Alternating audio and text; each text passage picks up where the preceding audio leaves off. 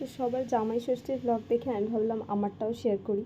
যদিও আমার মায়ের জামাই নেই আর বাবার শ্বশুর শাশুড়ি নেই, তো এটা জামাই ষষ্ঠী ছিল না, আমরা এমনি যাচ্ছিলাম মাসির বাড়িতে। রাস্তার ধারে মাটনের দোকান আর মিষ্টির দোকানের লাইন দেখতে দেখতে। আর এই হলো সেই জায়গা যেটা ছোটোবেলায় ট্রেনে করে যখন যেতাম সবথেকে বেশি আকর্ষণ ছিল এইটা। বাঁদিকে মায়ের মন্দির আর ডান দিকে পাহাড়, কিসের পাহাড় সেটা আর বললাম না। তো গিয়ে সবার আগে আমি খেয়ে নিয়েছিলাম আমার মোস্ট ফেভারিট রচা। তারপরে আমরা গিয়েছিলাম একটা ফ্ল্যাট দেখতে, যার পাশের পরিবেশটা ঠিক এতটা সুন্দর। তারপরে জামাই ষষ্ঠীর মেন আকর্ষণ খাওয়া দাওয়া, যেখানে ছিল দুপুরের খাওয়া দাওয়ায় পোলাও, ফিশ বাটার ফ্রাই, সর্ষে ইলিশ, স্যালাড, মাটন, চিলি চিকেন।